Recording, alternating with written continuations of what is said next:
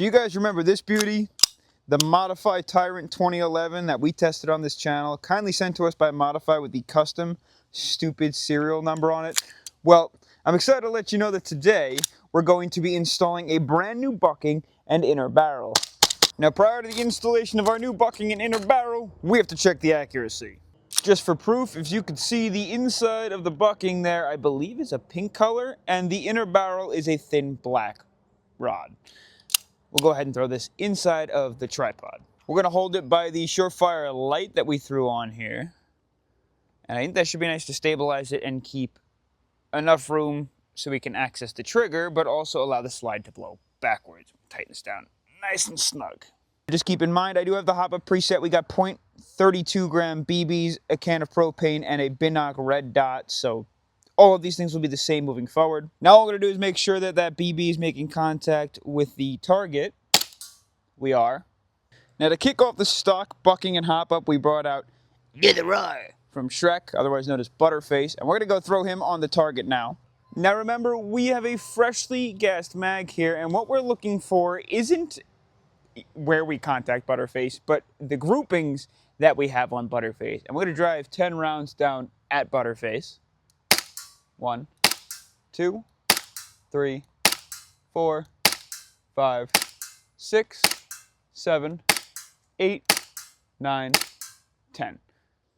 Now the reason is just groupings we're looking for is because we want to actually take all other factors out of this besides the bucking and barrel. And as you can see, a majority of our shots are within a small circle.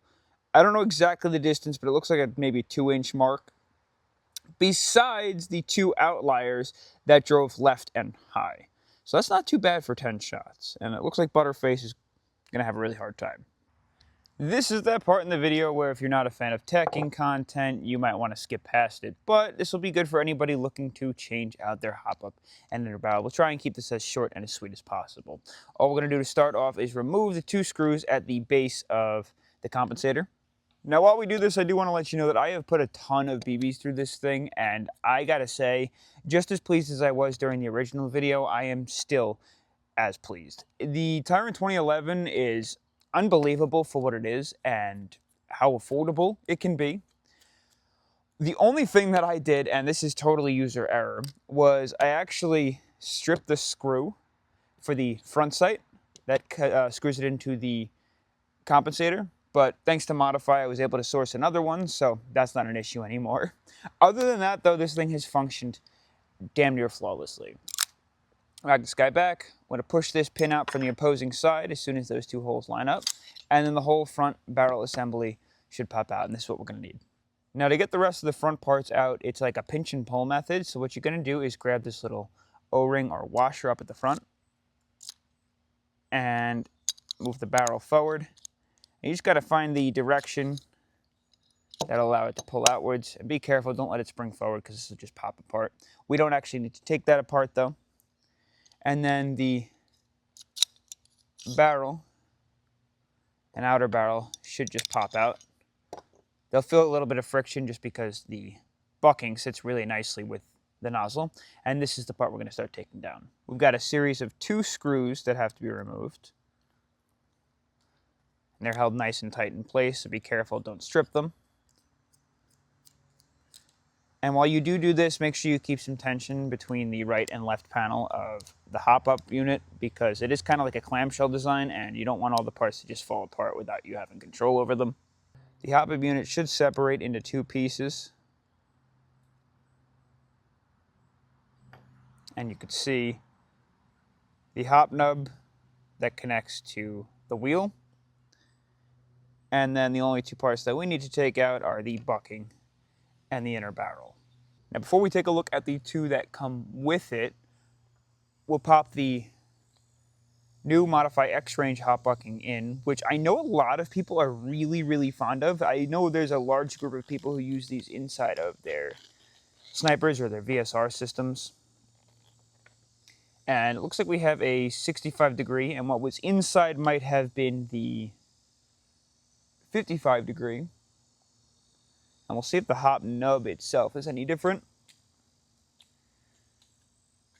And then we have our brand new inner barrel, There's no labeling on the outside. Oh, there is. I'm sorry. The aluminum inner barrel. This is 138 millimeters. I think these are the same. You can see the new on the right and the old on the left. I don't know. The bore on this one might be a little bit tighter. But they look remotely the same. And for the buckings, you could see the new and the old bucking. And if we look at the nubs are totally different here.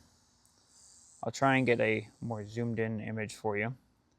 You can see on our old 55 degree, there's just a flat cross section. That's kind of like it's almost like a speed bump or speed table. The 60 degree or the 65 degree has like this triangular shape with a small notch in the center. So I'm interested to see what kind of a difference that brings us. It looks like we're going to have more contact and control over this guy than the original, because this one kind of just applies pressure to the top of the BB. This one looks like it's going to hug the BB really nicely. I'll go ahead and get this installed. Make sure it's ridge to ridge. Like that.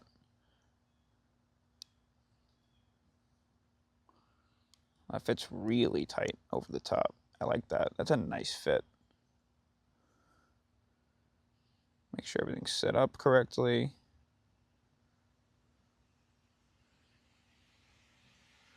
Cool. And I'll install the hop-up unit really quickly, just so you can kind of see how it's supposed to be done. I'm going to have to reset the hop-up dial and everything, and then we'll go ahead and reinstall everything off camera, and we'll test it all out. Drop those 2 screws in. And from here, I feel like you kind of get the gist. Just reverse engineer the entire thing. Just a quick look, everything is installed. The new bucking is installed, and you can see there's some tension on it. So something else I'm noticing, this guy's a little bit longer. Only a couple millimeters, but it is in fact a little bit longer than the stock barrel, which isn't necessarily a problem because it's going to be protected by the compensator, but it is kind of just hanging around there. So I think a longer outer barrel might be cool to help cover that guy up, and you could see it through the compensator. I was just in the midst of adjusting the hop up, and I figured I'd show you this guy again just because I showed you last time we did the review video, and I just think it's such a cool design. So if you pop out the takedown pin, you can see there's some teeth and ridges on it, and there's a small little tooth top-up dial that we saw before when we took the hop-up out. All you do is pop this out, you put it in, and you can twist it, and it tells you what direction the hop is. And then when you're done adjusting it, right back in, and you're ready to go. Is that not so sick? Now again, just as proof of concept, we're going to throw down one shot and make sure we're making contact with the target. And we are. And now I'll take rehabilitated Butterface and toss him on the target. Now cross your fingers, things run smoothly. We got 10 rounds on Butterface. 3, 2, 1. 1, 2, 3, 4, 5, 6, 7, 8, 9, and 10. And you can see our upgraded groupings here. Don't forget these 2 in the dark. Some are really close together, others are pretty far apart.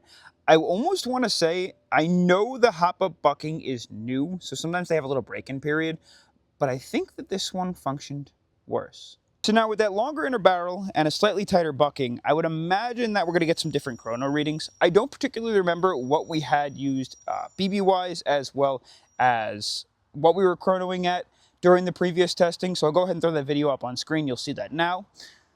I'll also try and mark what BBs we used. I won't be able to do the conversion if it's not the same weight of BBs for you.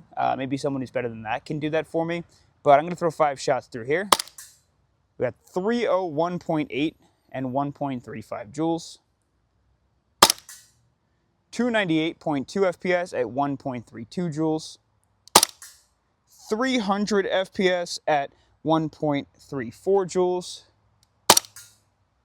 298 FPS at 1.32 joules, and the last one, that's 296.2 FPS at 1.3 joules. I hope you had fun in today's episode of Backyard Airsoft Science. Again, thank you so much, Modify, for sending out the barrel and bucking upgrade.